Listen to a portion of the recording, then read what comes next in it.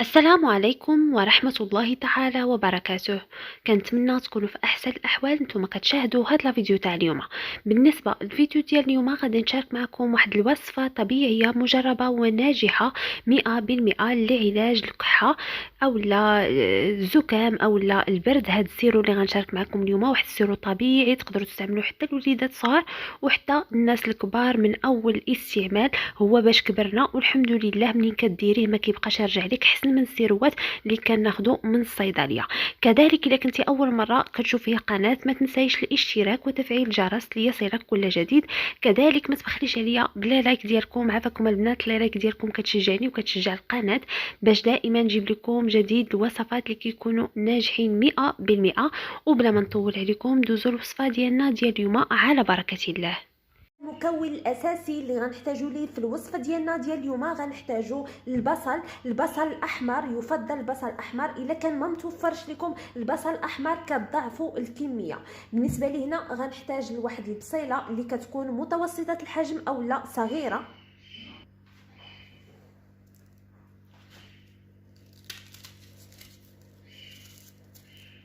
غنحيد ليها القشور ديالها.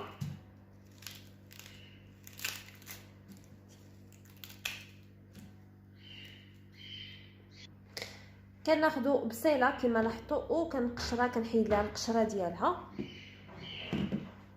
وغادي نحتاجو لواحد المبشره من الافضل الا كانت مبشره رقيقه.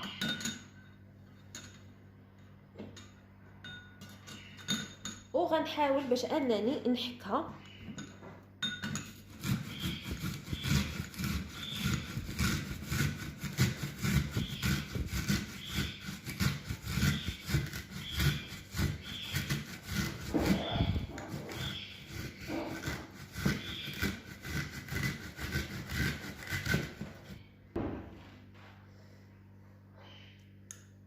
هما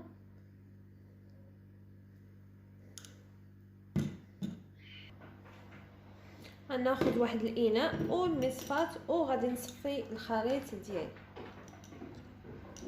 بالنسبه للطعم ديالو مع هاد الوصفه اللي غنعطيكم اليوم ما كيبقاش كيعطينا داك الطعم ديال البصل.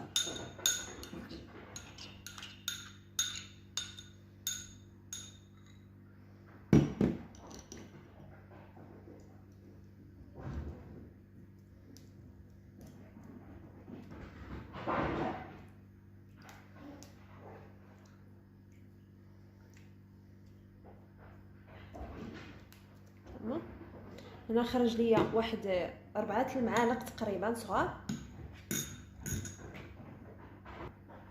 وكذلك غنحتاجو القرنفل، المسمار، قرنفل ولا المسمار اللي رائع جدا للبروده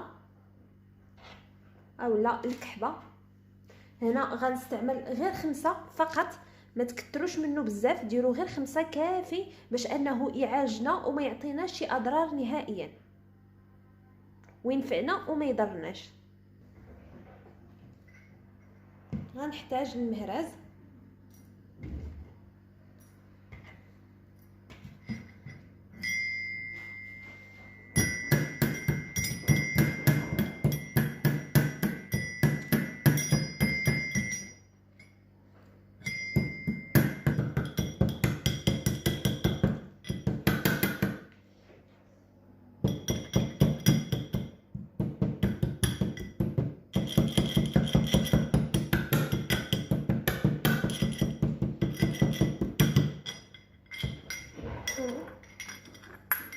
تيولي لينا على شكل بودره صافي. من بعد ما طحن ليا ولا ليا على شكل بودره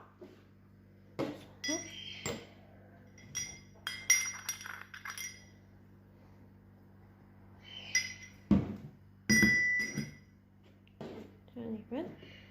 وكذلك غنحتاجو السنيده. الا ما كانش العسل الحر، الا عندكم العسل الحر، انا حاليا ما متوفرش ليا، حتى سنيده كتقضي او لا كتوفي بالغرض. هنا غنحتاج غير 2 معالق صغار، غير 2 صغيورين.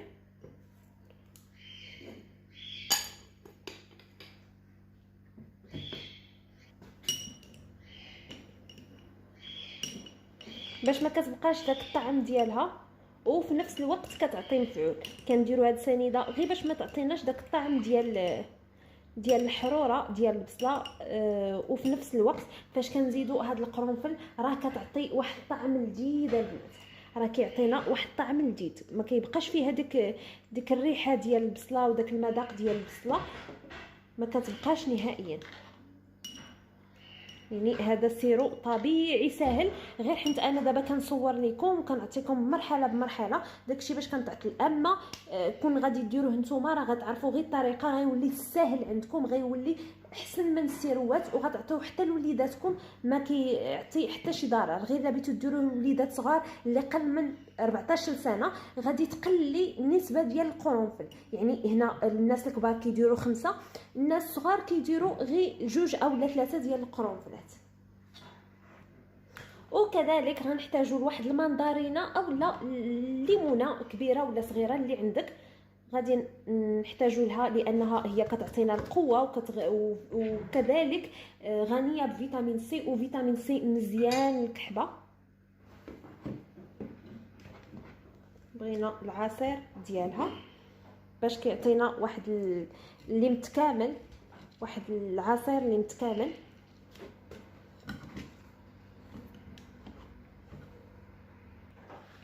كما قلت لكم راه الطعم ديالو راه لذيذ، ماشي زعما تقولوا لا راه الطعم ديالو ما زوينش ولا تبغيو تعطيوه لوليداتكم وتخافوا منه، لا.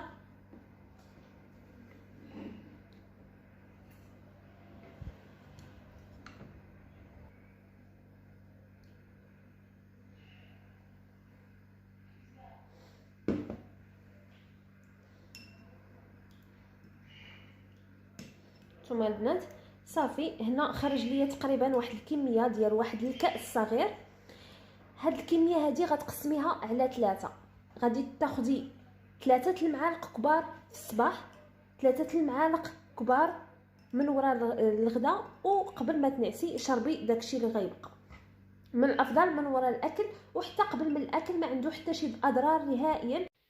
وتقدروا ديروا حتى واحد الكميه كبيره وتحتفظوا بها في الثلاجه او لا في المبرد.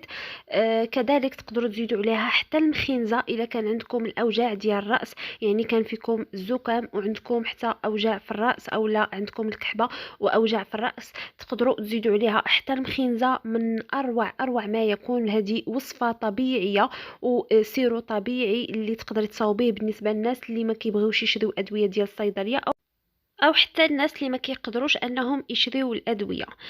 كنتمنى الفيديو ينال